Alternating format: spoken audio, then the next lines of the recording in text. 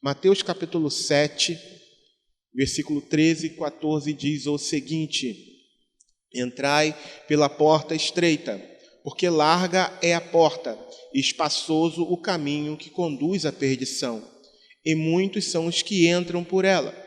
E porque estreita é a porta, e apertado o caminho que leva à vida, e poucos há que a encontrem. Mateus capítulo 7, versículo 13 e 14. Amém? Você pode se assentar.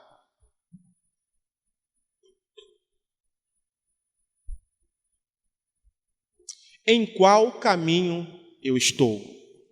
Esse é o tema dessa mensagem. Em qual caminho eu estou? Amados irmãos, o Senhor ministrou ao meu coração no final de semana passado a respeito desses dois textos, e me veio essa pergunta: em qual caminho eu estou? Lembrando aos amados, lembrando a amada igreja, que a Bíblia, ela aponta apenas dois caminhos. O primeiro caminho é o caminho que conduz, o que o texto fala, a porta estreita, é o caminho que conduz a Cristo, é o caminho que conduz à salvação das nossas almas. E o outro caminho é o caminho que leva para a condenação, que conduz para o inferno, que conduz a uma eternidade sem Deus. O primeiro caminho é o caminho de vida, é o caminho de alegria, paz. E o segundo caminho é o caminho de morte. Então, diante de nós há dois caminhos apenas: o caminho de salvação e o caminho de condenação. Mas a pergunta permanece: em qual caminho eu estou? E o que eu peço para você nessa noite é que você faça essa pergunta para você mesmo. Não é para o seu irmão do lado. É que você se faça essa pergunta: em qual caminho eu estou? E aqui eu tenho algumas características desses dois caminhos. Embora eu tenha 3 pontos para tratar desses dois caminhos, em primeiro lugar, eu vou trazer breves características do caminho largo, do caminho espaçoso. O texto fala aqui na sua parte B do versículo 13, diz assim: porque larga é a porta e espaçoso o caminho que conduz à perdição, e muitos são os que entram por ela. Amados irmãos, por essa porta larga já passaram e ainda passam milhares e milhares de pessoas. Por esse caminho largo transitam milhões e milhões de pessoas. Nesse caminho, tudo, absolutamente tudo é possível.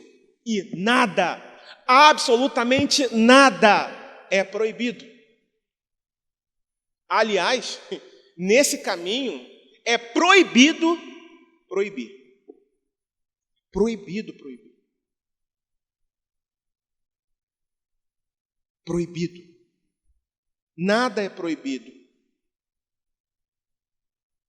No entanto, amados irmãos, por melhor que ele possa parecer e por mais vantajoso ou prazeroso que ele possa parecer, é um caminho que conduz à perdição. E a maioria entra por esse caminho. Iludido, cego, anestesiado por muitas mentiras, a maioria das pessoas escolhe esse caminho. porque é um caminho de liberdade, é um caminho que não possui fronteiras, não possui barreiras, não possui tabus. É um caminho que não permite padrões morais de Deus. É um caminho que não existe, não tem padrão de Deus. Cada um age a seu bel prazer, cada um faz as coisas da sua maneira, cada um vive do jeito que quiser.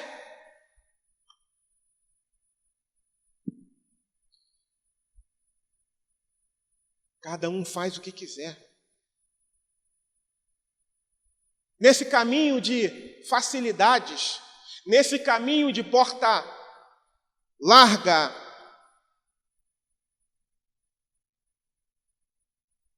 nesse caminho extremamente confortável e espaçoso,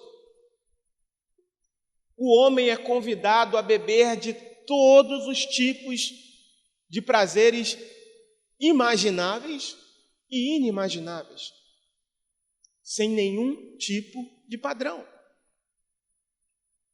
Nenhum. Ensina-se e prega-se que o mais importante nesse caminho é a satisfação. Não importa como, não importa de onde ela venha, não importa com quem, não importa como, o mais importante é a alegria, é a satisfação do desejo humano. Não há Deus. Não há uma preocupação se está se agradando a Deus ou não, se está se andando no padrão de Deus ou não. Essa é a característica desse caminho. Há muitas diversões nesse caminho. Riquezas, sucesso, fama. Não há exigências, não há regras. A ordem é viver e aproveitar. Nesse caminho é permitido levar vantagem. Nesse caminho é permitido se corromper. Não há padrões. O importante é sair ganhando. O importante é sempre vencer, não importa como, não importa se precisa se pisar em alguém, não importa se precisa se tirar a vida de alguém. O mais importante nesse caminho é ganhar, é levar vantagem, é ter. E quanto mais se tem, mais se sente a necessidade de ter. Nesse caminho, o ser não é importante, mas o ter é importante. O ter é ovacionado nesse caminho. O importante nesse caminho é sempre levar vantagem em tudo. É se dar bem. Independente dos meios utilizados. Essa é um pouquinho da característica desse caminho. Do caminho espaçoso, cuja porta é larga. E não tem idade. Embora nesse caminho a maior parte das pessoas que são contempladas por esse caminho, que são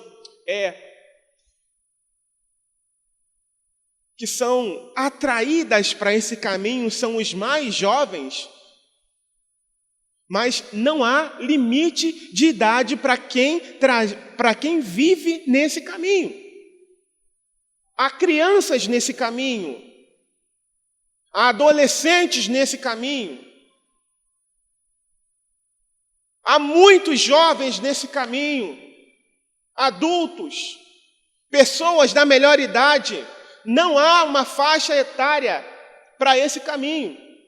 Todos os que quiserem trilhar e andar por esse caminho são convidados. Não há restrições. No entanto, eu preciso alertar que esse caminho onde tudo é tranquilo, onde se vive numa zona de conforto, tem um final. Embora ele prometa sorriso, satisfação, o final dele é pranto e ranger de dentes. Aliás, Provérbios, no capítulo 14, versículo 12 e 13, declara o seguinte: há caminhos que ao homem parecem direito, mas o fim dele são os caminhos de morte. Até no riso o coração sente dor, e o fim da alegria é tristeza. O que muitos não se dão conta desse caminho largo é que ele é ilusório. Ele atrai a muitos, ele ilude a muitos, ele seduz a muitos, mas é um caminho de ilusão. Há alegria nele? Sim, há. Há prazer nele? Sim, há. Mas é um prazer para destruir, mas é uma alegria para destruir. É uma alegria para matar pelo resto da eternidade. É uma alegria, é uma satisfação apenas passageira, transitória. Não é para levar para a eternidade para com Deus. Mas, pelo contrário, é para fazer com que as pessoas esqueçam de que existe um Deus, que um dia todos hão de prestar contas. Esse é o caminho da porta larga e do caminho espaçoso. Segundo lugar, em primeiro lugar, a porta larga e o caminho espaçoso. Em segundo lugar, continuando no versículo 13, e muitos, a parte C do versículo que diz, e muitos são os que entram por ela. Ela quem? A porta larga e o caminho espaçoso. Só que o que muitos não percebem, ainda falando da porta larga e do caminho espaçoso, o que muitos não percebem, irmãos, é que apesar de nós termos acabado de tratar da porta larga e do caminho espaçoso, e a gente logo pensa naquele que vive na impiedade, no ímpio, é que o segundo ponto, eu coloquei como subtítulo aqui, o atalho. Por quê? Porque a partir de um determinado lugar se pega o atalho. E muitos estão ou já pegaram esse atalho. Porque o texto que nós acabamos de ler aqui, a parte C do versículo, diz que muitos são os que entram por ela. Ela quem? A porta larga. Tem gente que entra para a porta larga a partir da porta estreita. Tem gente que passa a andar no caminho espaçoso a partir do caminho estreito. Ele pode ter até entrado pela porta estreita. A pessoa pode até ter entrado pela porta apertada. Mas em algum momento ela pega um atalho e começa a trilhar o caminho largo. Mateus, capítulo 7, o próprio capítulo aqui, versículo 21 a 23, diz o seguinte: nem todo que me diz Senhor, Senhor, entrará no reino dos céus, mas aquele que faz a vontade de meu Pai que está nos céus. Muitos me dirão naquele dia: Senhor, Senhor, não profetizamos nós em teu nome? E em teu nome não expulsamos demônios? E em teu nome não fizemos muitas maravilhas? E então lhes direi abertamente: nunca vos conheci, apartai-vos de mim, vós que praticais a iniquidade. Quem é que vai dizer isso para Jesus? É o ímpio? Não. É o pessoal do atalho. É o povo que achava, que entendia ter entrado pela porta estreita e trilhado o caminho apertado, mas acabou pegando um atalho muitas das vezes sem se aperceber disso. E vão chegar diante de Jesus e vão tomar um susto, porque Jesus não as irá conhecer. E será tarde demais quando chegarem diante de Cristo e Cristo olhar para elas, mesmo com todo o currículo apresentado por elas. Tarde demais quando Jesus disser: apartai-vos de mim, porque eu não te conheço.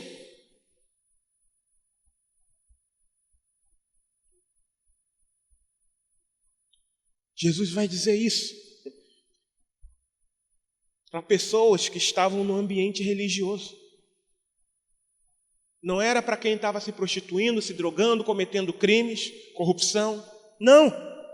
Era gente que estava vivendo no ambiente religioso, mas sem estar comprometido com Ele. É para esse tipo de pessoas que Jesus vai dizer isso. Então, a partir de um lugar onde se prega que devemos entrar pela porta estreita e caminhar no caminho apertado, é possível pegar um atalho e adentrar para esse caminho largo. E dentro dessa questão, eu separei aqui 3 ocasiões. 3 tipos de pessoas que podem ser encontradas nesse atalho. A primeira delas é aquela pessoa, gente fina, gente boa. Você mesmo já deve ter se deparado com pessoas assim. É gente tão cativante, tão boa, que se fosse por bondade, ela seria a primeira da fila no céu.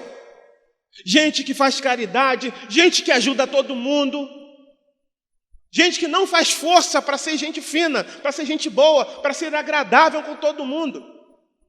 E ela mesma entende que aquilo que ela faz com que Deus a aceite.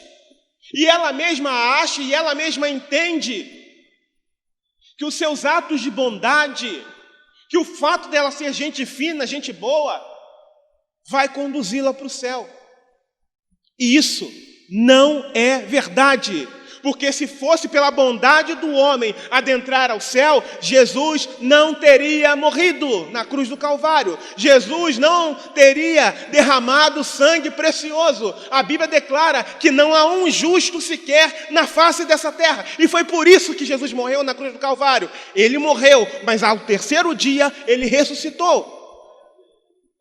E ressuscitou para justificar todos aqueles que nele creem, para que esses não pereçam, mas tenham uma vida eterna. Essas pessoas aqui, essas pessoas gente boas, gente finas, muitas das vezes elas acham que por serem, às vezes pessoas muito ricas, que vivem fazendo doação, ajudando a todo mundo. Tem gente assim, irmãos. Eu louvo a Deus que exista gente assim nesse mundo ainda. Mas isso não é suficiente para a salvação. Não é.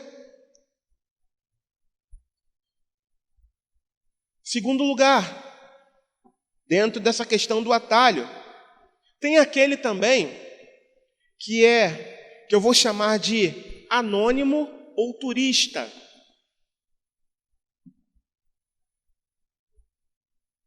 Ele se prende no versículo que diz que aquele que for batizado será salvo. Tem gente que vem para a igreja, desesperado, procura o pastor, eu quero me batizar. O pastor conversa com aquela pessoa, parece que ela já leu bastante coisas a respeito do batismo antes, e ela fala coisas interessantes para o pastor. E o pastor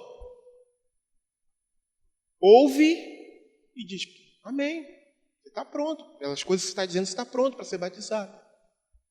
E a pessoa é levada ao batismo. E depois do batismo, obrigado, pastor. É batizado, é isso. Obrigado. Vai embora. Ela fica presa naquilo que ela leu. Aquele que for batizado será salvo. E amém. Não, já sou batizado. Ou então você ouve e fala: não, mas fulano já é batizado. Às vezes não está comprometido com Cristo nas suas atitudes. Mas aí a pessoa não, mas eu já sou batizado. Eu já fui batizado. Ou então essa mesma pessoa, que eu chamo de anônimo ou turista, é aquele tipo de pessoa que quando vem ao culto, logo que termina o culto, eu não sei se vocês já viram esses desenhos de antigamente, né? Nem todo mundo, eu falar de antigamente, minha filha não vai lembrar, mas antigamente tinha uns desenhos em que tinha uns ninjas no desenho, ele tinha uma bolinha assim, ele jogava no chão, pá, aí fazia uma fumaça. Quando a fumaça se dissipava, ele tinha sumido. Tem irmão que é assim. É igual esse ninja com essa bolinha de fumaça. Quando o pastor fala a última sílaba do amém, você não vê mais. Sumiu. Sumiu na poeira, na fumaça. É gente que não se envolve. Gente que não se envolve, e por não se envolver, não se desenvolve na obra do Senhor, no caminho do Senhor. E está presa, não, porque já passou pelas águas e por ter passado pelas águas, está salvo, está tranquilo. Mas é uma pessoa que no seu íntimo não tem uma vida comprometida com Cristo. Ela só bate o ponto. Ou então é aquela que só vem no dia da ceia. Ela vem, bate o ponto dela no dia da ceia e quando dela aparece depois. Está no atalho. Está no atalho. Está vivendo no atalho, irmãos. Precisa tomar cuidado. O que eu vou dizer agora não diz respeito a uma visita que eu e minha esposa fizemos hoje, não diz. Mas eu vou falar o mesmo que eu falei na visita. Paulo, o grande apóstolo, ele faz uma comparação da igreja como um corpo. E para que esse corpo esteja sadio, todos os membros desse corpo precisam estar como? Parados, estáticos, em funcionamento. Em funcionamento. Até aqueles que parecem menos expressivos, por exemplo, o dedo mindinho do meu pé, ele não está aqui à toa, não está aqui só para adornar o meu corpo, não. Ele tem uma função, embora eu não saiba qual seja, para dizer para vocês agora. Mas ele tem uma função. Se ele for retirado daqui, eu vou sentir, todo o meu corpo vai sentir. Ou se ele ficar dormente, se ele parar de funcionar por algum motivo, se algum órgão meu parar de funcionar, todo o meu corpo vai sentir. Então todos nós aqui, todos nós precisamos estar em movimento, em ação, para a honra e para a glória do Senhor. Nós não fomos chamados para vivermos de forma estática na obra de Deus. Lembra do que Paulo fala a respeito da igreja como um corpo? Um corpo tem muitos membros e todos os membros precisam estar vivos nesse corpo, para que esse corpo esteja saudável. Todos, sem nenhuma exceção. Até aqueles que pensam ser inexpressivos têm uma função, têm um grau de importância e precisa estar vivo, e precisa estar em movimento. para que todo o corpo esteja saudável. Então esse anônimo ou turista, ele não pensa dessa forma. Porque quando aparece, é aquele tipo de pessoa que não faz questão de se envolver. E por não compreender a necessidade da comunhão, a necessidade do mandamento recíproco, ou seja, uns aos outros, amai-vos uns aos outros, sujeitai-vos uns aos outros, ele entra nessa questão de, não precisa congregar, não. Eu vou lá, só tomo minha ceia e tá bom, vou para casa, ou de vez em quando eu vou lá no culto. Eu assisto o culto, é a palavra que eles falam. Eu não estou dizendo que se tem alguém aqui que, às vezes, tem o costume de falar assistir o culto. Mas a gente não deve falar assim, assistir o culto. Nós estamos aqui para prestarmos um culto ao Senhor. Assistir dá uma ideia de estar parado, estático. Mas prestar dá uma ideia de movimento, de você oferecer, fazer algo para Deus. Então, todas as vezes que cada um de nós viemos para cá, que venhamos com essa ideia, eu vou prestar um culto a Deus. Amém? E o terceiro ponto desse atalho, o hipócrita. No primeiro lugar, tem gente boa, que acha que por fazer bondade, por ser gente fina, ajudar todo mundo, ser cumpridor dos seus deveres, né? Tem gente que fala, poxa, mas eu não mato, eu não roubo, eu sou cumpridor dos meus deveres, eu sou trabalhador, acordo 4:30 da manhã e trabalho a semana toda, tenho minha família, sustento minha família, sou cumpridor dos meus deveres, não devo um centavo para nada, pago todos os meus impostos, não faz mais do que sua obrigação. Isso não leva para o céu. Nós não fazemos mais do que a nossa obrigação. Sermos cumpridores, sermos trabalhadores, não é mais do que a nossa obrigação. Mas tem gente que acha que por fazer tudo isso, e não fazer, ou não achar que faz nada de errado, é merecedor do céu. E não é, segundo as Escrituras. Segundo ponto nós falamos, o anônimo ou o turista. E agora o terceiro ponto, dentro dessa questão do atalho, o hipócrita. Quem é esse hipócrita? Diferente do anônimo, o hipócrita, lembrando que esses três casos aqui são pessoas que, de alguma forma, estão no nosso meio. Quem é esse hipócrita? É aquele que sente a necessidade de se envolver. É aquele que ajuda, é aquele que faz, é aquele que bota a mão no arado, é aquele que incentiva, não, vamos embora, vamos fazer. É aquele que pode, que quando pode, doa, que incentiva. É aquele que as pessoas olham, nossa, como ele é, como ela é uma bênção. No entanto, quando Deus olha do céu, sonda o coração dessa pessoa e a vê com um coração dobre, com um coração duplo. Quando chega na igreja, ele tem uma roupagem, ele tem um linguajar. A paz do Senhor, varão, a paz do Senhor, varoa. Glória a Deus, aleluia. Vamos fazer, vamos acontecer, Deus está no controle. Mas quando sai lá do portão para fora, é outra pessoa. Nos seus negócios, é um trapaceiro, não paga. No seu dia a dia, é um mentiroso ou uma mentirosa. É alguém que arruma confusão, é alguém que não tem compromisso com Cristo. É alguém que não levanta a bandeira de Jesus. É alguém que nega o Senhor. Do lado de fora é um ateu confesso. Sabe por quê? Porque faz um monte de coisa errada e não tem nenhum temor e não tem nenhum pesar no seu coração. Não lhe pesa no coração as coisas de errada que faz. Esse é o hipócrita. Tem um coração duplo. uma vida dupla. Na igreja, uma coisa, lá fora, outra.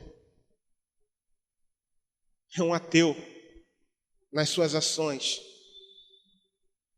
Ele se comporta como se Deus não existisse. Ele ou ela se comporta como se nunca fosse prestar contas a Deus das suas atitudes. Não tem temor de Deus. É alguém que nos seus lábios lá fora xinga, fala palavrões, sem nenhum temor. É alguém que muitas das vezes não foi liberto de vícios. Por exemplo, cigarro. Fuma. Eu já passei aqui.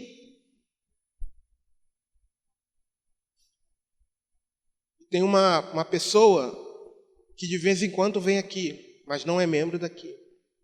Mesmo se fosse, eu falaria. Eu sei que ela fuma, mas de vez em quando aparece aqui.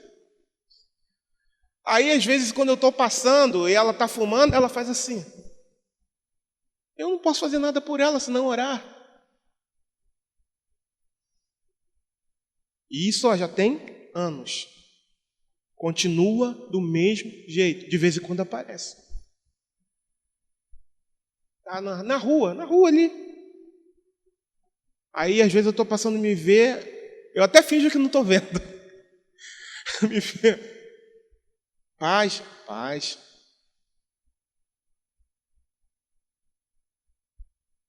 Fumando. Hipócrita. Tem outros que não têm o vício do cigarro, mas não resiste a uma gelada. Aquele colarinho branco, não resiste. Ou então, a uma transparente, aquela que o passarinho não bebe, que o pessoal diz, né? Tem gente que está assim dentro da igreja. Tem. E não são poucos. Graças a Deus eu não tenho conhecimento de ninguém aqui assim. E mesmo se tiver, eu chamo para conversar, para aconselhar. Eu não estou aqui para apontar o dedo, não. Estou aqui para oferecer ajuda, irmãos. Eu não estou aqui para ajudar a empurrar para o inferno, não. Tanto eu quanto vocês aqui, nós estamos aqui para estender a mão e oferecer ajuda, se a pessoa quiser ser ajudada. Amém? Mas é importante alertar. Tem gente que vai numa festa, não está no ambiente religioso, o pastor não está lá, não é o mesmo ciclo de amizade do pastor ou dos irmãos da igreja, é um outro ciclo de amizade, são outras pessoas, um outro ambiente, e ali eu posso falar coisas que normalmente, perto do pastor ou perto dos irmãos, eu não falo. Hipócrita. Está no atalho. Hipócrita. No atalho. Tem gente que, mesmo dentro da igreja, está vivendo na prática do adultério. Ou então, mesmo que não esteja vivendo na prática do adultério, vive com alguém que não é o seu cônjuge. Vive como se fosse marido ou mulher, mas estão amasiados, morando junto hoje em dia, né? Se fala assim. Não foi dessa forma que Deus estabeleceu. Deus estabeleceu o casamento. Casamento. E tem gente dentro da igreja que ainda insiste em viver dessa forma. Hipocrisia, porque Deus ordenou o casamento. Como eu falei, tem gente que não é honesto nos seus negócios. Tem gente que, se pisar no calo lá fora, sai de baixo. Briga. Está disposto a sair no tapa.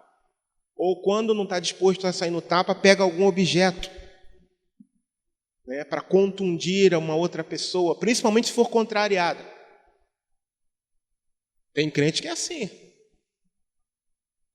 Tem crente, ó, eu aceitei Jesus, mas não mexe comigo não, hein? Não faz reviver o velho homem, não. Eu pego um pedaço de ripa aqui e dou na tua cabeça. Tem crente que é assim. Hipócrita. Está no atalho.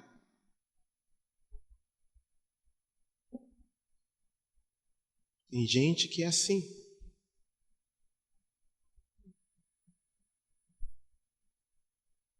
Briga, ameaça. Ó, se você voltar aqui de novo, você vai ver, hein? Às vezes cometeu alguma desonestidade. Aí a pessoa vai lá reclamar. Ou então fala mentira, diz que eu não estou não. Ih, rapaz, sabe? Ou então inventa uma desculpa. Quando a pessoa está acostumada a não ser honesta nos seus negócios, já compra sabendo que não vai conseguir pagar, que não vai conseguir arcar com a sua responsabilidade. Tem gente que é assim. Eu não estou dizendo aquele que sofre um acidente no percurso. Eu estou dizendo que tem gente que assume compromissos financeiros sabendo que não tem condições de pagar. Depois a gente vê isso aí. Ou então, aquele jargão, Deus proverá. Não tem dinheiro não, mas Deus proverá. Está no atalho. Isso não é coisa de servo de Deus. Não é. Por mais que haja alguma necessidade, não é.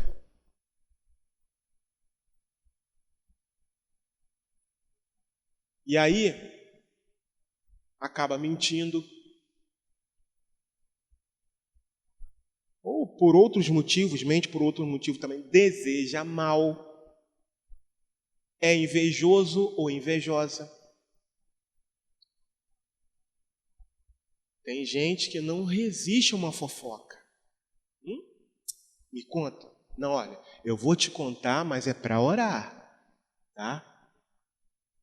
Irmão, eu vou te contar um negócio que eu vi ali, mas é para você orar, tá? Não comenta com ninguém, não. Só que o melhor amigo aqui tem outro melhor amigo lá e vai fazer a mesma coisa. Fofoca. Deus não está nisso, Deus não se agrada disso. E tem gente que tem essa prática. Está andando no atalho.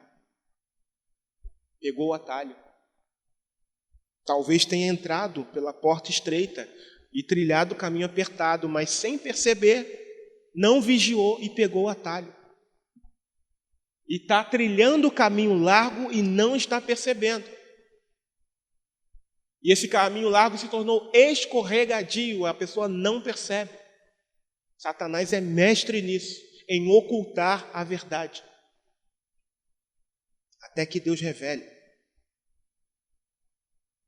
Gente que age com falsidade, com cobiça. Sabe? O mito, já ouviu falar sobre o mito da grama mais verde? Nunca está satisfeito com o que é seu, com o que tem. Ele tem alguma coisa, Deus deu possibilidade a ele ou a ela ter alguma coisa, mas está sempre de olho no que o outro tem. Que o irmão tem, que a irmã tem. Não é assim que Deus ensina a gente. A gente precisa estar satisfeito com aquilo que o Senhor nos deu a possibilidade de ter. E olha o que diz a palavra a respeito desse tipo de gente. Não declines nem para a direita, o conselho na verdade, Provérbios 4, versículo 27. Não declines nem para a direita, nem para a esquerda. Retira o teu pé do mal. Provérbios 4, versículo 27. É o conselho que a Bíblia dá para esses que pegaram o atalho e vivem no erro, andando fora do padrão de Deus. Outra coisa também que Provérbios trata a respeito disso que nós acabamos de falar. O homem que anda desviado do caminho do entendimento, na congregação dos mortos, repousará. Morte eterna, irmãos. Morte eterna. E uma coisa que eu não poderia deixar de dizer, para fechar essa segunda parte aqui. é que nesse caminho, no caminho do atalho, as pessoas costumam adequar a palavra ao seu modo de vida mundano, tá? Não são eles que têm que se adequar à palavra, mas eles adequam a palavra ao modo de vida mundano que eles possuem. E quando eu falo modo de vida, é também entendimento. E por fim, agora sim, falando do caminho estreito. Voltando aqui à leitura inicial, entrai pela porta estreita. A parte A do versículo diz isso. Versículo 13, entrai pela porta estreita. Aí vamos para o versículo 14. E porque estreita é a porta, e apertado o caminho que leva à vida, e poucos há que a encontrem. Esse é o caminho da salvação. E para acessar esse caminho, a gente precisa, não tem nenhuma outra maneira senão passar pela porta. E uma coisa muito importante, não tem como entrar com bagagem alguma da velha criatura, não tem como. É impossível acessar essa porta com bagagem. Nós temos que nos despojar de todo o velho homem para entrar por essa porta e trilhar esse caminho apertado. E eu quero advertir que é um caminho árduo, é um caminho dificultoso para se trilhar, é um caminho com uma subida muito íngreme, muito acentuada. E quanto mais se aproxima a chegada, quanto mais se aproxima o momento da chegada, maior será o grau de dificuldade em meio a esse caminho. No entanto, Lucas capítulo 14, versículo 33, a palavra declara: assim, pois, qualquer de vós que não renuncia a tudo quanto tem, não pode ser meu discípulo. Esse caminho é apenas para quem é discípulo de Cristo. Esse caminho exige renúncia, esforço e sacrifício todos os dias no percurso até o fim da caminhada. Não tem trégua. Todos os dias deve haver esforço. Todos os dias deve haver renúncia. Todos os dias até o fim da caminhada. Nós não temos o direito, nós não podemos desistir nessa caminhada, apesar das dificuldades. Não há espaço para desistência. Porque só alcança a coroa da vitória quem chega até o fim desse caminho, segundo o que diz a palavra do Senhor. No entanto, irmãos, faz parte da trajetória do peregrino, um caminho assim, um caminho com dificuldades, um caminho com percalços. Porque apesar de toda a dificuldade, os que perseveram nesse caminho até o fim terão uma recompensa gloriosa e eterna, porque vai valer a pena. Vai valer a pena. Jesus vai estar lá pelo resto da eternidade. Jesus vai reinar nesse local. Jesus vai reinar na Nova Jerusalém pelos séculos dos séculos. Amém. Então vai valer a pena todo esforço. Vai valer a pena passar por todo o sofrimento. Vale a pena abrir mão de andar na facilidade pecaminosa que esse mundo oferece. e viver segundo a vontade de Deus, renunciando a nós mesmos, renunciando à nossa carne, renunciando a esse mundo, vai valer a pena. Porque é algo muito maior. O que a gente vê aqui é transitório, é passageiro. Mas aquilo que Deus tem preparado aos que o amam é eterno, nunca vai passar. É um reino de paz e justiça que nunca terá fim. E é esse reino, e é nesse reino que eu quero viver, irmãos. Mas como? Como permanecer nesse caminho? Voltando à leitura novamente. Entrai pela porta estreita. E quem é essa porta estreita? João 10, versículo 9. Jesus diz: eu sou a porta. Se alguém entrar por mim, salvar-se-á. E entrará, e sairá, e achará pastagens. Jesus é a porta. Somente por Cristo nós podemos entrar. Se não for por Ele, não entramos. Não entramos. Mais uma vez a pergunta: como permanecer ou como entrar nesse caminho? Somente através de Cristo. E como permanecer nele? E quem é esse caminho, melhor dizendo? João 14, versículo 6. Disse-lhe Jesus: eu sou o caminho. Eu sou o caminho, a verdade e a vida. Ninguém vem ao Pai se não for por mim. Finalizando.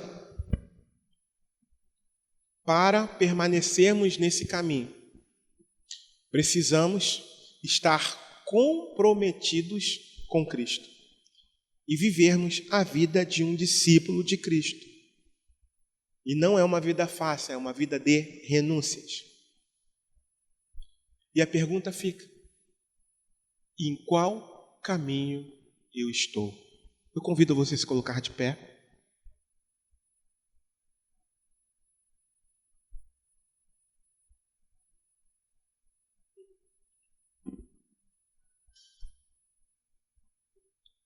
O desejo do meu coração é que você faça essa reflexão.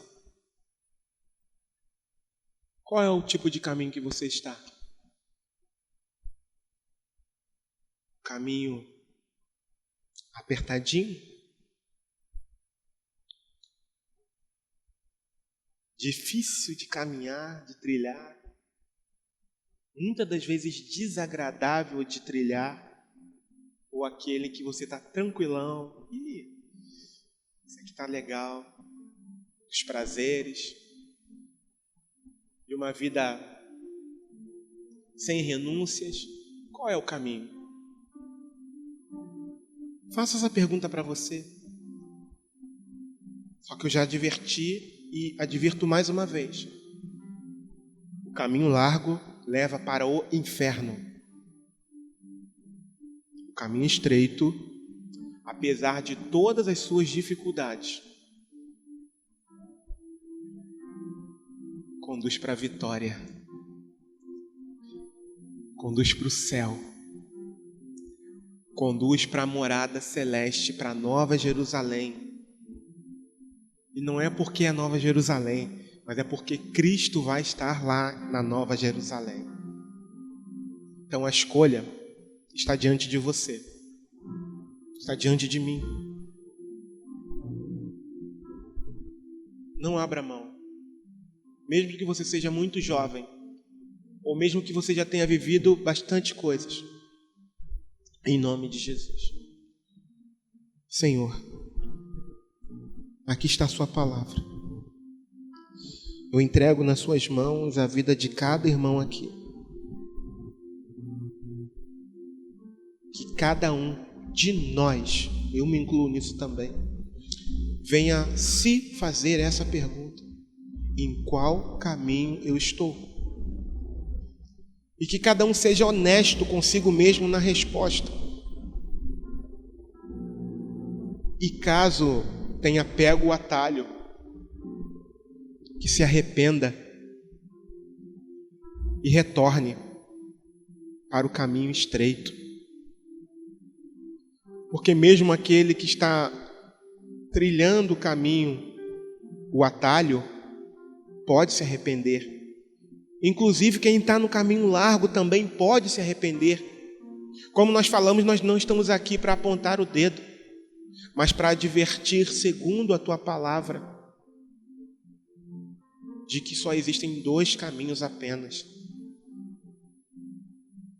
E mostrarmos que a melhor opção é trilhar o caminho estreito. Por mais dificultoso que seja, devemos andar segundo a tua vontade. Renunciarmos a nós mesmos. Dessa forma, manifestamos que somos seus discípulos, ó Pai. Obrigado, Senhor, por essa oportunidade de compartilhar com a tua igreja. Obrigado pelos meus irmãos que puderam ouvir e que venham a refletir sobre o que foi tratado aqui, em nome de Jesus. Muito obrigado, Senhor.